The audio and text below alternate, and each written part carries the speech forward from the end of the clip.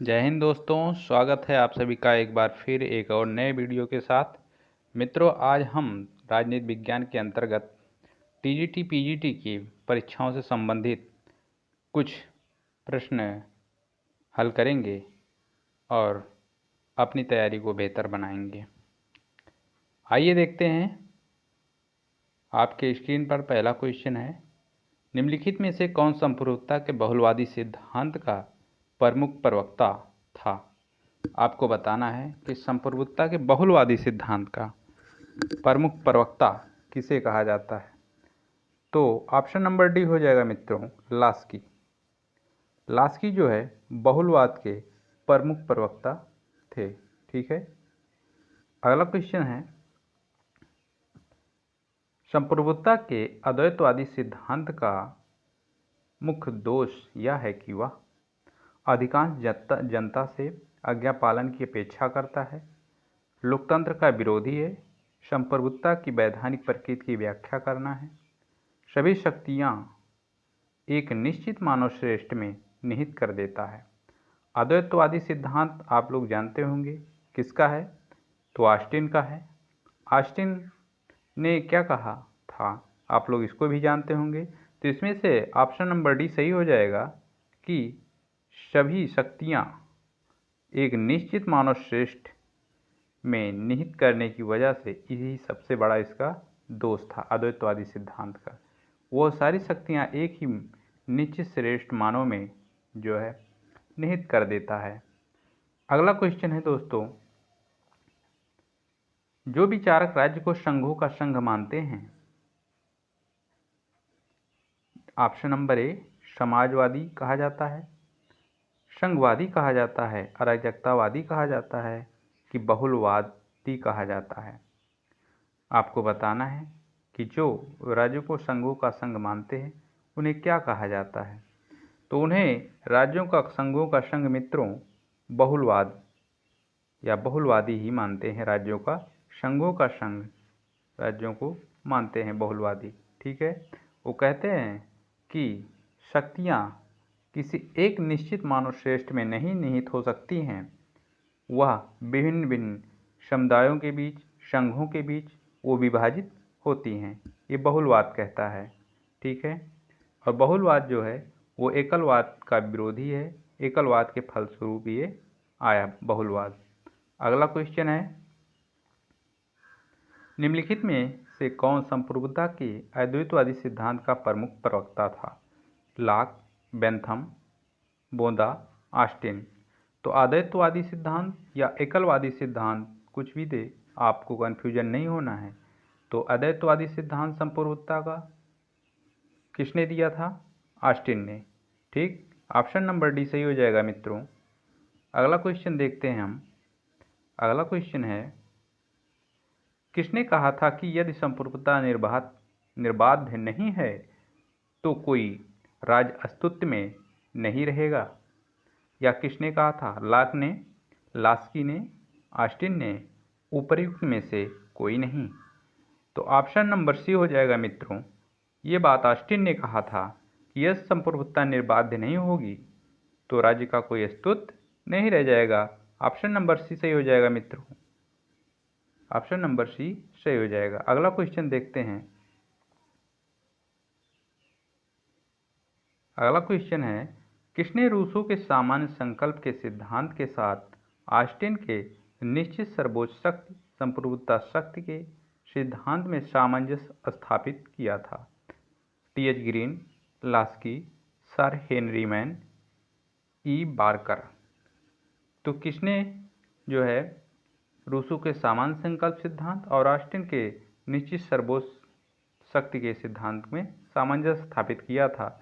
तो हो जाएंगे मित्रों option number A TH. Green. TH. Green जो हैं ये जो है दोनों के सिद्धांत क्या सामंजस्य बैठाते हैं और वो अपना सकारात्मक उदारवादी सिद्धांत देते हैं इसी के आधार पर। ठीक, अगला क्वेश्चन देखते हैं। किस देश के चिंतकों में सरकार के एक संप्रभुता को रूप में निहित करने की सामान्य प्रवृत्ति है? इंग्लैंड में, फ्रांस के, जर्मनी में, स्विट्जरलैंड में। तो आपको बताना है इनमें से किसमें संप्रभुता को एक ही में निहित कर देने की सामान्य प्रवृत्ति पाई जाती है। ठीक, तो इसमें ऑप्शन नंबर ए सही हो जाएगा मित्रों। इंग्लैंड में जो है संप्रभुता को सामान्य प्रवृत्ति ये है कि वो एक ही निश्चित मानव श्रेष्ठ में क्या कर देता है, निहित कर देता है। अगला क्वेश्चन है दोस्तों, यह मत किसका है कि संप्रभुता बिना जनता की सहमति के कर नहीं लगा सकता? बोंदा, यहाँ ग्रोसियस होना चाहिए दोस्तों, ग्रोसियस होना चाहिए, हाब्स, रूसो। तो आपको बताना है इनमें से किसने कहा कि जनता की सहमति के बिना कर नहीं लगाया जा सकता है। तो बोंदा महोदय ने कहा था ये कि संप्रभुता बिना जनता की सहमति के कर नहीं लगाया जा सकता है। ठीक, अगला क्वेश्चन है दोस्तों, राज्य की उत्पत्ति का सर्वाधिक स्वीकार्य सिद्धांत है? शक्ति का सिद्धांत, सामाजिक संविदा सिद्धांत, विकासवादी सिद्धांत, दैवीय उत्पत्ति का सिद्धांत। जो सर्वाधिक स्वीकार्य सिद्धांत है राज्य की उत्पत्ति में वो है मित्रों ऑप्शन नंबर सी, विकासवादी सिद्धांत। विकासवादी सिद्धांत ही राज्य के संपूर्ण के सिद्धांत उत्पत्ति के सिद्धांत में, राज्य की उत्पत्ति के सिद्धांत में सबसे स्वीकार मान कौन है? वो है विकासवादी सिद्धांत। ठीक है, और सबसे विवादित सिद्धांत अगर पूछ ले कि राज्य की उत्पत्ति में सबसे विवादित सिद्धांत कौन सा है, तो आप लोग बताएंगे सामाजिक संविदा सिद्धांत, मतलब सामाजिक समझौता सिद्धांत सबसे विवादित सिद्धांत था। अगला क्वेश्चन है दोस्तों, जो यह कहते हैं कि धर्म का राजनीति से लेना देना नहीं है, वे नहीं जानते कि धर्म क्या है। किसने उपर्युक्त वक्तव्य दिया था? गांधी, हाब्स, ग्रीन, मिल। तो ऑप्शन नंबर ए सही हो जाएगा मित्रों। धर्म की बात ज़्यादा राजनीति में किसने किया था? तो महात्मा गांधी ने। महात्मा गांधी ने ही जो है राजनीति को आध्यात्मिकरण करने की बात भी कहे थे। ठीक, अगला क्वेश्चन है दोस्तों, अगला क्वेश्चन, निम्नलिखित में से किसने मार्क्सवाद के व्यवहारिक प्रयोग में सर्वाधिक योगदान दिया? Engels, Lenin, Stalin, Habermas. यहाँ हैबरमाश रहना चाहिए, यहाँ मित्रों लिखा नहीं गया है, यहाँ शाह रहना चाहिए। ठीक है, हैबरमाश, यहाँ हैबरमाश होगा दोस्तों। ठीक, तो ये व्यवहारिक पक्ष जो मार्क्सवाद का दिया था वो किसने दिया था? लेनिन। ऑप्शन नंबर भी सही हो जाएगा दोस्तों, इसको लेनिन ने दिया था। मार्क्सवाद के व्यवहारिक प्रयोग में सर्वाधिक योगदान लेनिन ने दिया था। अगला क्वेश्चन है दोस्तों, राजनीतिक कारक है चेतना राज्य की उत्पत्ति के सिद्धांत का एक, दैवीय उत्पत्ति के सिद्धांत में, शक्ति के विकास में, सामाजिक संविदा के सिद्धांत में, विकासवादी सिद्धांत में। तो आपको ये बताना है इसमें से कि जो चेतना, राज्य की जो चेतना है वो किसमें सबसे महत्वपूर्ण सिद्धांत, किस महत्वपूर्ण सिद्धांत में आता है? ठीक, तो ऑप्शन नंबर डी सही हो जाएगा मित्रों। राज्य के विकासवादी सिद्धांत में जो है सामाजिक चेतना या चेतना शब्द आ जाए, सबसे ज़्यादा जरूरी है राज्य के विकासवादी सिद्धांत में। राजनीतिक चेतना कहे या कुछ चेतना भी कहे, लेकिन वो चेतना शब्द से आप राज्य की उत्पत्ति के सिद्धांत में सबसे महत्वपूर्ण सिद्धांत है विकासवादी सिद्धांत में। ठीक, अगला क्वेश्चन है, किसने राज्य की उत्पत्ति के संबंधी दैवीय सिद्धांत को न्यायोचित ठहराने हेतु true law of free monarchies नामक पुस्तक लिखी थी? लुई 14वां, जेम्स ने, अरस्तु ने, जेम्स प्रथम में। राज्य के दैवीय उत्पत्ति के सिद्धांत में किसने ये पुस्तक लिखी थी? True law of free monarchy. बहुत इंपॉर्टेंट क्वेश्चन है मित्रों, ये पुस्तक ही बहुत इंपॉर्टेंट है, कई बार पूछा भी गया है। तो ऑप्शन नंबर डी सही हो जाएगा, जेम्स प्रथम। जेम्स प्रथम ने ये दैवीय उत्पत्ति का सिद्धांत दिया था। ठीक, अगला क्वेश्चन है आपकी स्क्रीन पर, दिए गए कूट की सहायता से लाक के सामाजिक समझौता सिद्धांत, सामाजिक अनुबंधन सिद्धांत या समझौता सिद्धांत एक ही बात है, कि विभिन्न अवस्थाओं का सही क्रम बताइए। तो आपको बताना है इसमें से, ये ऑप्शन जो है इसमें दिया गया है मित्रों, आपको बताना है कि इनमें से कौन सा ऑप्शन जो है सही हो जाएगा। नागरिक समाज, सरकार, प्राकृतिक अवस्था, सामाजिक अनुबंधन सिद्धांत। तो सबसे पहले जो लाक की सामाजिक अनुबंधन सिद्धांत में है वो प्राकृतिक सिद्धांत इन्होंने दिया। उसके बाद नंबर 3 ये प्राकृतिक सिद्धांत, 4 सामाजिक समझौता सिद्धांत दिया। फिर उसके बाद इन्होंने दिया क्या, नागरिक समाज, फिर सरकार, क्योंकि नागरिक समाज की ही बात सरकार का गठन होता है इसलिए। तो आप लोग मिलाएंगे 3 4, 3 4 कहाँ, यहाँ 1 और 2। ठीक, ऑप्शन नंबर सी सही हो जाएगा दोस्तों, यहाँ ऑप्शन नंबर सी सही हो जाएगा इसका। ठीक है, तो लाक ने सबसे पहले क्या दिया था, सबसे पहले प्राकृतिक अवस्था दिया, उसके बाद सामाजिक अनुबंधन दिया, फिर नागरिक समाज, फिर सरकार। ठीक है, फिर अगला क्वेश्चन देखते हैं दोस्तों। अगला क्वेश्चन आपकी स्क्रीन पर है। अगला क्वेश्चन, किस सिद्धांत की यह मान्यता है कि राज्य की उत्पत्ति युद्ध स्थल में होती है? सामाजिक समझौता का सिद्धांत, शक्ति सिद्धांत, दैवीय सिद्धांत, विकासवादी सिद्धांत। तो आपको बताना है कि कौन सा ऐसा सिद्धांत है।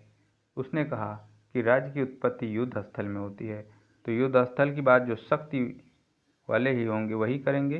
तो शक्ति का जो सिद्धांत है, यही सिद्धांत कहता है कि राज्य की उत्पत्ति कहाँ हुई थी, युद्ध स्थल में। अगला क्वेश्चन है, देखते हैं।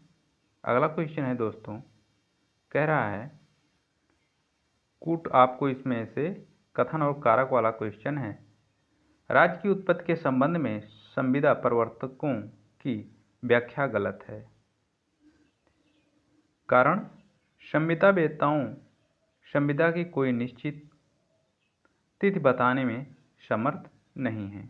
तो आपको बताना है इसमें से कौन सा जो है सही हो जाएगा।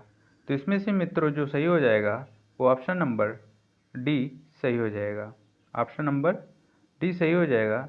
क्यों? क्योंकि ऐसा नहीं है कि जो है राज्य की उत्पत्ति में जो सामाजिक समझौता सिद्धांत प्रवर्तक हैं उनकी व्याख्या गलत है। व्याख्या गलत हम नहीं कह सकते उनकी, ठीक, लेकिन इन लोगों ने कोई निश्चित जो है तिथि बताने में असमर्थता की थी, मतलब कोई निश्चित तिथि जो है नहीं बता पाए थे। ये बात सही है, तो कारण सही है लेकिन कथन जो है उसका गलत है, तो इसलिए ऑप्शन नंबर डी सही हो जाएगा। आइए देखते हैं अगला क्वेश्चन है, सामाजिक अनुबंध सिद्धांत का केंद्र बिंदु है कि राज्य एक मानवकृत संस्था है, संप्रभु है, लोकतांत्रिक है, निरंकुश है। तो आपको बताना है सामाजिक अनुबंधन सिद्धांत का केंद्र बिंदु क्या है। तो सामाजिक अनुबंधन सिद्धांत जो है वो राज्य को एक मानवकृत संस्था मानता है। सामाजिक अनुबंधन सिद्धांत राज्य को एक मानवकृत संस्था मानता है और कहता है मानव जो है आपस में समझौता करके राज्य को बनाया है। ठीक, अगला क्वेश्चन देखते हैं। अगला क्वेश्चन है दोस्तों, किसने कहा राज्य वर्ग संघर्ष का एक अंग है, एक वर्ग द्वारा दूसरे वर्ग के दमन का? मार्क्स, लेनिन, ग्रामर्सी, माओ। तो आपको इसमें से बताना है किसने ये बात कही थी, मार्क्स ने कि लेनिन ने कि ग्रामर्सी ने कि माओ ने। तो ऑप्शन नंबर जो हो जाएगा मित्रों, ऐसी बात वर्ग संघर्ष शासन की बात जो है मार्क्स ही करते हैं। ऑप्शन नंबर ए सही हो जाएगा। जो कहते हैं राज्य वर्ग शासन का एक क्या है, एक दमन का यंत्र है, ठीक है, या अंग है। अगला क्वेश्चन है दोस्तों, राज्य के अनुसार राज्य की उत्पत्ति हुई मानव जीवन को बेहतर, मार्क्स के अनुसार राज्य की उत्पत्ति हुई थी मानव जीवन को बेहतर बनाने के लिए, जीवन और स्वतंत्रता को बचाने के लिए, गरीबों के शोषण को समाप्त करने के लिए, धनी लोगों द्वारा गरीबों के शोषण को वैधानिक बनाने के लिए। तो मार्क्स के अनुसार राज्य की उत्पत्ति क्यों हुई थी? ये ऑप्शन नंबर डी सही हो जाएगा मित्रों, कि धनी लोगों के द्वारा गरीबों के शोषण को वैधानिक बनाने के लिए राज्य की उत्पत्ति का सिद्धांत दिया गया था। अगला क्वेश्चन है, मार्क्स के अनुसार सर्वहारा की तानाशाही व्यक्त करता है। एक अल्पकालीन राज्य को, एक आदर्श राज्य को, एक उदारवादी राज्य को, एक निरंकुश राज्य को। आपको बताना है कि इसमें से मार्क्स के अनुसार राज्य की जो तानाशाही की बात की गई है वो क्या है। तो ऑप्शन नंबर जो ए हो जाएगा मित्रों कि राज्य की जो सर्वहारा की तानाशाही की बात की गई है, वो मार्क्स ने कहा कि सर्वहारा की तानाशाही जो है वो अल्पकालिक होगी, उसके बाद ये भी धीरे धीरे समाप्त हो जाएगा और सभी जो है एक समानता के रूप में सभी जिएंगे। ठीक, अगला क्वेश्चन देखते हैं दोस्तों। समाजवादी राज्य बल देता है।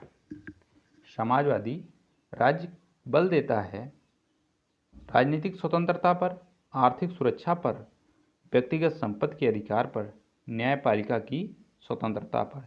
तो समाजवादी राज्य किस पर बल देता है? ये आर्थिक सुरक्षा पर बल देता है मित्रों।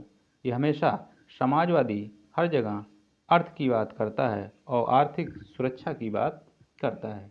ठीक, अगला क्वेश्चन है, अगला क्वेश्चन कह रहा है दोस्तों कि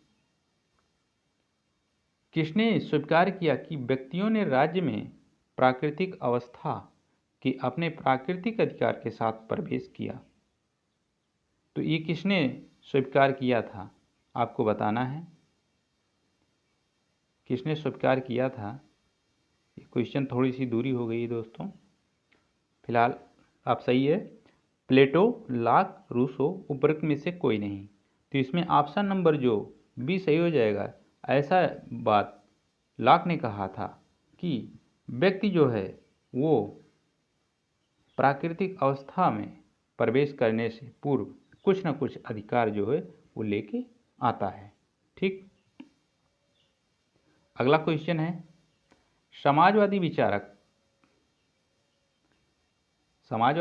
प्राकृतिक संसाधनों के राष्ट्रीयकरण का समर्थन करते हैं ताकि उत्पादन के लागत को कम किया जा सके, उत्पादन बढ़ाया जा सके, शोषण को रोका जा सके, प्राकृतिक संसाधनों का पूर्ण सदुपयोग सुनिश्चित किया जा सके। तो इसमें से आपको बताना है समाजवादी विचारक जो है इसमें से क्या चाहते हैं। तो इसमें ऑप्शन देखो मित्रों, इसमें ऑप्शन दो हो सकते हैं सही, लेकिन जो मेरे हिसाब से है वो प्राकृतिक, क्योंकि इसमें प्राकृतिक संसाधन की बात पूछ रहा है, तो इसमें जो ऑप्शन नंबर जो सी हो जाएगा वो सही हो सकता है। ऑप्शन नंबर डी भी सही हो सकता है मित्रों, लेकिन वैसे हमारे हिसाब से कि समाजवादी जो मानते हैं वो शोषण को ताकि रोकने की बात करते हैं। अगला क्वेश्चन है दोस्तों, अगला क्वेश्चन देखते हैं। अगला क्वेश्चन कह रहा है मित्रों, प्रजातंत्र का नव उदारवाद सिद्धांत है। शास्त्रीय प्रजातंत्र सिद्धांत की अस्वीकृति, शास्त्रीय प्रजातंत्र सिद्धांत का रूपांतरण, शास्त्रीय प्रजातंत्र सिद्धांत का विकृत रूप, उपरोक्त में से कोई नहीं। आपको ये बताना है कि शास्त्रीय जो है प्रजातंत्र का नव उदारवादी सिद्धांत जो है वो क्या कहता है।